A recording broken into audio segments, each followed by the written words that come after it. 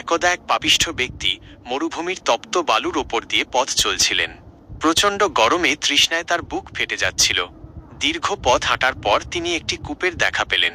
তিনি দ্রুত কূপে নেমে নিজের তৃষ্ণা মেটালেন এবং প্রাণ ফিরে পেলেন।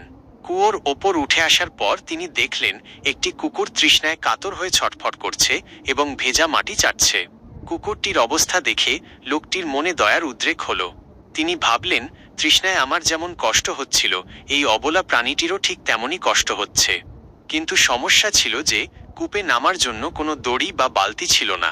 তখন সেই ব্যক্তি নিজের চামড়ার মোজা খুলে ফেললেন এবং সেটিকে নিজের পাগড়ির সাথে বাঁধলেন। এরপর কূপে নেমে মোজাটি পানিতে ভিজিয়ে পূর্ণ করে নিলেন এবং দাঁত দিয়ে সেই মোজাটি কামড়ে ধরে উপরে উঠে এলেন।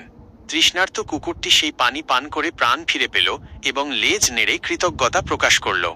বলা হয়ে থাকে, সেই পাপিষ্ঠ ব্যক্তির এই সামান্য দয়ার কাজটি মহান আল্লাহর দরবারে কবুল হয়ে গিয়েছিল। একজন তুচ্ছ প্রাণীর প্রতি তার এই অকৃত্রিম মমতা ও ত্যাগের কারণে আল্লাহ তার জীবনের সমস্ত গুনাহ মাফ করে দিলেন।